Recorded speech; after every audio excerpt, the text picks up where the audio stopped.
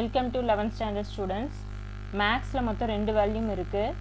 நம்ம இப்போ second வேல்யூமில் chapter 11 integral கால்குலஸில் இருக்க பேசிக்ஸும் அது ரிலேட்டடாக இருக்க சம்ஸையும் பற்றி பார்க்கலாம். இன்டெகிரேஷன் அப்படின்னா என்ன அப்படின்றத ஃபஸ்ட்டு பார்க்கலாம். இங்கே என்ன லைன் கொடுத்துருக்கோம் அப்படின்னா, problem of finding the area of a region under a curve is studied by the limiting process called integration. அதாவது என்ன அப்படின்னா, நம்மளுக்கு இப்போ ஈவன் ஷேப்ஸ் இருந்தது அப்படின்னா அதுக்கு ஈஸியாக நம்மளால் ஏரியா ஃபைண்ட் அவுட் பண்ண முடியும். இப்போ இங்கே நம்ம பார்க்குறது ரெகுலர் பாலிகன். இந்த ரெகுலர் பாலிகனில் ஈஸியாக நம்ம வந்து ஏரியா என்ன அப்படின்றத நம்ம ஃபைண்ட் அவுட் பண்ணிடலாம். இந்த ரெகுலர் பாலிகனை ட்ரையாங்கிள்ஸாக பிரிச்சுக்கலாம். அப்படி ட்ரையாங்கிள்ஸாக பிரிக்கும் போது மொத்தம் 8 பார்ட்ஸ் வருது. அப்போ ஏரியா ஆஃப் த ட்ரையாங்கிள் என்ன அப்படின்னு பார்த்தோம்னா half into base into height.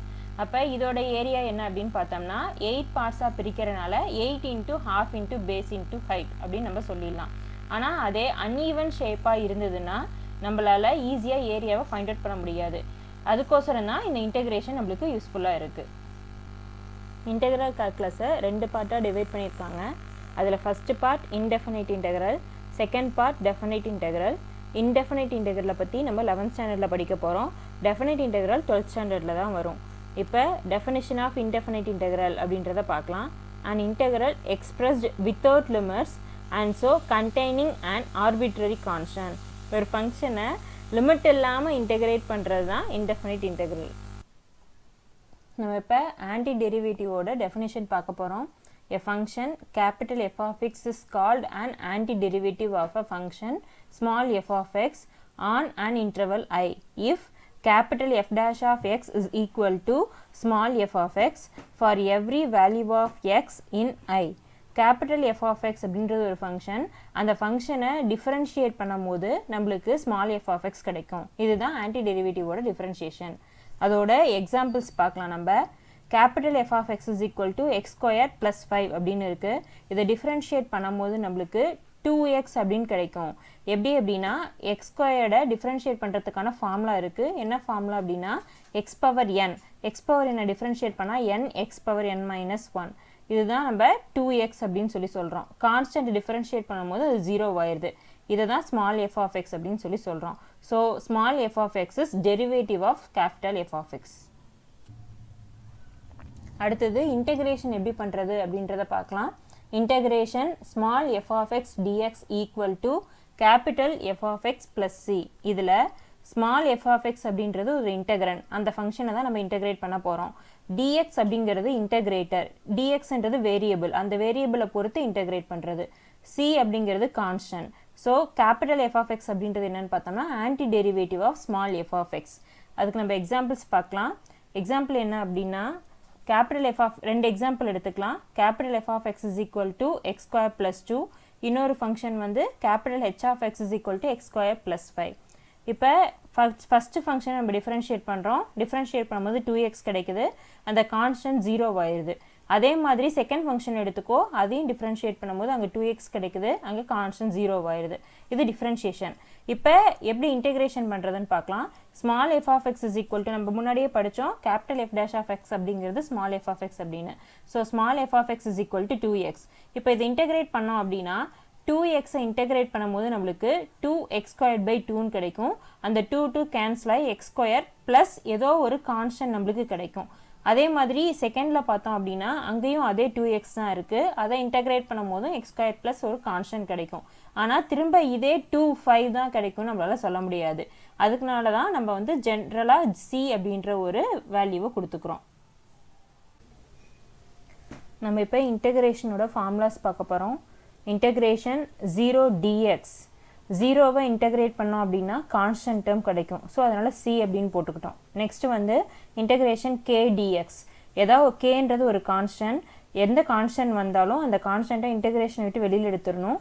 So integration k dx அப்படின்றது kx plus c. dx integrate பண்ணும்போது xன்றது கிடைக்கும். அடுத்தது integration x power n dx. இதோட ஃபார்முலா என்னன்னு பார்த்தோம்னா x power n plus 1 by n plus 1 plus c. nக்கு -1 வரக்கூடாது. அப்படி -1 வந்துச்சு அப்படின்னா அது அன்டிஃபைன்ட் ஆயிரும். Next formula integration 1 by x dx which is equal to log modulus of x plus c. அடுத்தது integration sin x dx. which is equal to minus cos x plus c. cos x integrate பண்ணோம் அப்படின்னா sin x கிடைக்கும். அடுத்தது secant squared x. secant squared x integrate பண்ணா tan x கிடைக்கும். அதே cosecant squared x integrate பண்ணோம் அப்படின்னா minus cot x கிடைக்கும். next secant x tan x. அதை integrate பண்ணோம் அப்படின்னா secant x கிடைக்கும். cosecant x cot x integrate பண்ணோம் அப்படின்னா minus cosecant x கிடைக்கும். e power x integrate பண்ணோம்னா அதே தான் நம்மளுக்கு திரும்ப கிடைக்கும் e power x plus c. அடுத்தது a power x dx integrate பண்ணோம் அப்படின்னா a power x by log a அப்படின்றது நம்மளுக்கு கிடைக்கும். next integration 1 divided by root of 1 minus x squared dx. இதை integrate பண்ணும்போது sin inverse of x அப்படின்றது கிடைக்கும். அடுத்தது integration 1 by 1 plus x squared dx. இதை integrate பண்ணும்போது tan inverse of x அப்படின்றது கிடைக்கும். இந்த ஃபார்முலாஸ் எல்லாம் நம்ம தரவா படிச்சிட்டோம் அப்படின்னா இந்த இன்டகிரேஷன் சாப்டரை ஈஸியாக நம்ம போட்டுடலாம். நம்ம பார்க்க போகிறது எக்ஸசைஸ் 11.1.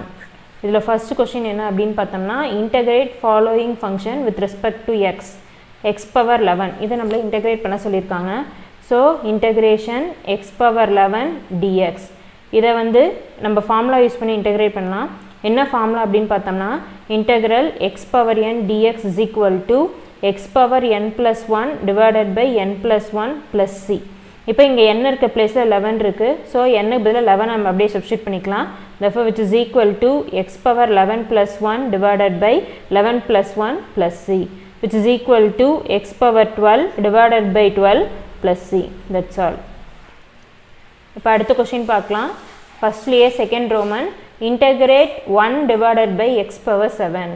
ஸோ இன்டெக்ரல் சிம்பிள் போட்டுக்கலாம். 1 divided by x power 7 dx அப்படின்னு போட்டுக்கலாம். இதை எப்படி இன்டெகிரேட் பண்ணுறது அப்படின்னு பார்த்தோம்னா நம்ம ஒரு ஃபார்முலா படிச்சிருக்கோம் 1 by x dx is equal to log x அப்படின்னு சொல்லிட்டு. இப்போ 1 by x power 1 இருந்தால் தான் log xன்னு போடணும். xோட பவர் அதிகமாக இருந்ததுன்னா நம்ம ஃபஸ்ட்டு ஃபார்முலா பார்த்த ஃபார்முலாவே யூஸ் பண்ணிக்கலாம். ஸோ இப்போ ஃபஸ்ட்டு டினாமினேட்டரில் இருக்க எக்ஸ் பவர் 7 நியூமரேட்டர் கொண்டு போயிடலாம். டினாமினேட்டரில் இருக்க டேர்ம் நியூமரேட்டர் கொண்டு போகும்போது பவர் சேஞ்ச் ஆகும். அப்போ கீழே இருக்க எக்ஸ் பவர் 7 நியூமரேட்டருக்கு போனுச்சுன்னா எக்ஸ் பவர் -7 dx அப்படின்னு வந்துடும். So again same formula integration x power n dx is equal to x power n plus 1 divided by n plus 1 plus c. இப்போ n இருக்க பிளேஸில் -7 சப்ஸ்டியூட் பண்ணிக்கலாம். So which is equal to x power -7 plus 1 divided by -7 plus 1 plus c, which is equal to x power -7 plus 1 ஓட value -6 divided by -6 plus c. இப்போ இந்த டேர்மை x power -6ன்னு இருக்குது. அதை டினாமினேட்டர் கொண்டு வந்து எழுதிக்கலாம். So which is equal to 1 divided by டினாமினேட்டரில் இருக்க -6 அப்படியே தான் இருக்கும். மேலே இருக்க x power -6 கீழே வரும்போது x power +6 ஆயிரும் plus c. that's all. ஃபர்ஸ்ட்டில் ஃபோர்த் ரோமன் பார்க்கலாம். ஃபோர்த் ரோமன் என்ன கொடுத்துருக்காங்க அப்படின்னா integration x power 5 the whole power 1/8 அப்படின்னு கொடுத்துருக்காங்க. ஸோ ஃபஸ்ட் இன்டகிரேஷன் சிம்பிள் போட்டுப்போம். X power 5 the whole power 1/8 dx அப்படின்றத போட்டுப்போம். ஒரு டேர்முக்கு பவருக்கு மேலே இன்னொரு பவர் கொடுத்தா ரெண்டுத்தையும் நம்ம மல்டிப்ளை பண்ணிக்கணும். So which is equal to integration x power 5 into 1/8 பண்ணும்போது எக்ஸ் பவர் 5/8ன்னு வந்துடும் இன்டூ dx. இப்போ இதுவும் same formula X power n dxன்னு ஒரு ஃபார்முலா பார்த்தோம் இல்லையா? ஸோ அந்த ஃபார்முலாலே நம்ம போட்டுக்கலாம். So integration x power n dx அப்படின்றத X power n plus 1 divided by n plus 1 plus c அப்படின்னு போட்டுக்கலாம். இப்போ என்னோட வேல்யூ என்னதுங்க 5/8. அதை இங்கே கொண்டு போய் சப்ஸ்டியூட் பண்ண which is equal to x power 5/8 plus 1 divided by 5/8 plus 1 plus c. இப்போ நம்ம இந்த 5/8 plus 1க்கு LCM எடுத்து நம்ம ஆல்டர் பண்ணிக்கலாம். ஸோ எக்ஸ் பவர் 5/8 plus 1 அப்படின்னு இருக்குது. இந்த 5/8 plus 1 அப்படின்னா இங்கே டினாமினேட்டரில் 1 இருக்கிறதா மீனிங். 8க்கும் 1க்கும் நம்ம LCM எடுத்தோம்னா 8 தான் வரும். ஸோ டினாமினேட்டரில் இங்கே 8 இருக்கனால இந்த 5 அப்படியே போட்டுக்கலாம். இங்கே 1 தான் இருக்குது. ஸோ 1 8ஓட மல்டிப்ளை பண்ணும்போது தான் 8 கிடைக்கும். அப்போ நியூமரேட்டரில் இருக்க 1ஐயும் 8ஓட மல்டிப்ளை பண்ணிக்கலாம்.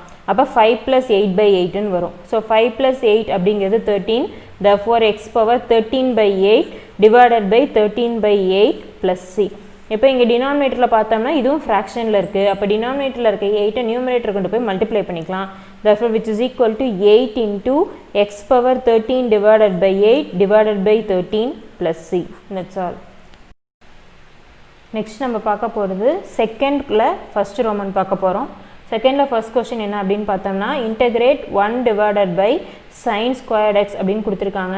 ஸோ ஃபஸ்ட்டு இன்டெக்ரல் சிம்பிள் போட்டுக்கலாம். 1 divided by sin squared x dx அப்படின்னு எழுதிக்கலாம். இப்போ 1 by sin squared x அதுக்கு நம்மளுக்கு டைரெக்டாக ஃபார்முலா கிடையாது. ஆனால் இதை 1 by sin squared x-ஐ இதோட ரெசிப்ரோக்கல் எடுத்து எழுதும் போது அதுக்கு நம்மளுக்கு டைரக்ட் ஃபார்முலா இருக்குது. So 1 by sin squared x எப்படி எழுதலாம் அப்படின்னு பார்த்தோம்னா integration cosecant squared x dx அப்படின்னு எழுதலாம். ஸோ cosecant squared x நம்மளால் டைரெக்டாக இன்டெகிரேட் பண்ண முடியும். cosecant squared இன்டெகிரேட் பண்ணும்போது அதோட ஆன்சர் பார்த்தோம் அப்படின்னா minus cot x, therefore minus cot x எழுதிக்கிறோம், ப்ளஸ் ஒரு constant, so plus c, that's all. அடுத்தது செகண்ட்லேயே தேர்ட் கொஸ்டின் பார்க்கலாம். என்ன கொஸ்டின் அப்படின்னு பார்த்தோம்னா அதே integration cos x divided by sin squared x அப்படின்னு நம்ம போடலாம். ஸோ இதுக்கும் இன்டெகிரேஷன் சிம்பிள் போட்டுக்கலாம். cos x divided by sin squared x எழுதிக்கிறேன் dx. இப்போ cos இருக்குது, கீழே sin squared x இருக்குது. இதையும் நம்மளால் டைரெக்டாக இன்டெகிரேட் பண்ண முடியாது. அதனால் இதை எப்படி பிரிச்சுக்கிறோம் அப்படின்னா integration cos x divided by இந்த sin squared x-ஐ sin x into sin x அப்படின்னு பிரிச்சுக்கலாம் into dx. இப்போ இதை தனித்தனியாக ஸ்ப்ளிட் பண்ணலாம். cos x by sin x ஒரு டேர்மாகவும் 1 divided by sin x ஒரு டேர்மாகவும் ஸ்ப்ளிட் பண்ணிக்கலாம். So cos x divided by sin x into 1 divided by sin x into dx. So cos x divided by sin x நம்ம எப்படி எழுதலாம்? cot x அப்படின்னு எழுதலாம். 1 divided by sin x எப்படி எழுதலாம்? cosecant x அப்படின்னு எழுதலாம் into dx. ஸோ இதுக்கும் நம்மளுக்கு டைரக்ட் ஃபார்முலா இருக்குது. cot x cosecant x-ஐ இன்டெகிரேட் பண்ணும்போது நம்மளுக்கு கிடைக்கிறது என்னன்னு பார்த்தோம் அப்படின்னா minus cosecant x plus c, that's all.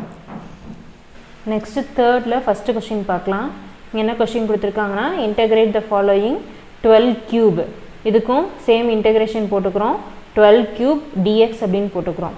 இது வெறும் கான்ஸ்டன்ட் மட்டும்தான். dx-ஐ தவிர்த்து வேறு எந்த எக்ஸ் ஃபங்க்ஷனும் நம்மளுக்கு இல்லை. இதுக்கு ஃபார்முலா என்னென்னு பார்த்தோம்னா integration k dx is equal to அந்த கான்ஸ்டன்ட்டை வெளியில் எடுத்துகிட்டு இன்டெகிரேஷன் dx அப்படின்னு போட்டுக்கணும். இந்த dx இன்டெகிரேட் பண்ணும்போது நம்மளுக்கு எக்ஸ்ன்ற டேர்ம் கிடைக்கும். ஸோ kx ப்ளஸ் சி, இதுதான் நம்மளோட ஃபார்முலா. ஸோ ஒரு கான்ஸ்டன்ட் கொடுத்தாங்க அப்படின்னா அந்த கான்ஸ்டன்ட்டை வெளியில் எடுத்துகிட்டு தான் நம்ம உள்ளே இருக்க எக்ஸ் ஃபங்க்ஷனை மட்டும் இன்டெகிரேட் பண்ணணும். ஓகேவா? ஸோ இப்போ 12 cube dxல 12 cubeன்றது கான்ஸ்டன்ட், அதை வெளியில் எடுத்துடலாம். Integration dx which is equal to 12 cube dx-ஐ இன்டெகிரேட் பண்ணும்போது x கிடைக்கும் plus c, that's all. Next நம்ம பார்க்க போகிற கொஸ்டின் ஃபோர்த்தில் ஃபஸ்ட்டு ரோமன். என்ன கொஸ்டின் அப்படின்னு பார்த்தோம்னா integrate 1 + x² the whole power -1. இதையும் நம்மளால் டைரெக்டாக இன்டெகிரேட் பண்ண முடியாது. வெறும் எக்ஸ் மட்டும் இருந்து பவரில் -1ன்றதுனா நம்மளால் இன்டெகிரேட் பண்ணிக்கலாம். -1 -2 -3 இது மாதிரி இருந்ததுன்னா. அதுவும் x பவர் -1 இருந்தால் அதை 1/xன்னு போட்டு log xன்னு தான் போட முடியும். இங்கே 1 + x² the whole power -1 கொடுத்துருக்காங்க. ஸோ இது என்ன பண்ணலாம் அப்படின்னா integration 1 + x² the whole power -1 dx which is equal to பவரில் -1 இருக்கிறத டினாமினேட்டரில் கொண்டு வந்துடலாம். ஸோ அப்போ 1 + x²ன்னு வந்துடும் dx. இப்போ இதுக்கு நம்மளுக்கு டைரக்ட் ஃபார்முலா இருக்குது. Integration 1/1 + x² dx is equal to tan inverse of x + c, that's all. அடுத்தது ஃபோர்த்லேயே செகண்ட் ரோமன் பார்க்கலாம். அங்கே என்ன கொஸ்டின் கொடுத்துருக்காங்கன்னா integrate 1 - x² the whole power -1/2 அப்படின்னு கொஸ்டின் கொடுத்துருக்காங்க. So as usual integral simple போட்டுக்கலாம். 1 - x² the whole power -1/2 dx. இதுவும் நம்ம டைரெக்டாக இன்டெகிரேட் பண்ண முடியாது. ஸோ அதனால் என்ன பண்ணிக்கலாம்னா பவரில் இருக்க -1/2 டினாமினேட்டர் கொண்டு வந்து ப்ளஸ் ஆக்கிக்கலாம். So which is equal to 1 divided by 1 - x² the whole power 1/2 dx. பவரில் 1/2 இருந்ததுன்னா என்ன அர்த்தம்? ஸ்கொயர் ரூட் போடணும்னு அர்த்தம். therefore which is equal to integration 1 divided by √1 - x² dx. So இதுக்கும் நம்மளுக்கு டைரக்ட் ஃபார்முலா இருக்குது. இன்டெகிரேஷன் ஆஃப் 1/√1 - x² dx-ஓட ஃபார்முலா என்ன? sin inverse of x + c, that's all. இது வரைக்கும் இந்த வீடியோவில் நம்ம இன்டெகிரலில் இருக்க பேசிக்ஸும் அது ரிலேட்டடாக இருக்க சம்ஸையும் பார்த்தோம். அடுத்த வீடியோவில் ரிமைனிங் எக்ஸசைஸ் சம்ஸை பார்க்கலாம். Thank you students. இந்த வீடியோ உங்களுக்கு பிடிச்சிருந்தா லைக் பண்ணுங்கள், ஷேர் பண்ணுங்கள், சப்ஸ்கிரைப் பண்ணுங்கள், மறக்காமல் அந்த பெல் பட்டனை கிளிக் பண்ணுங்கள். தேங்க்யூ ஃபார் வாட்சிங் திஸ் வீடியோ.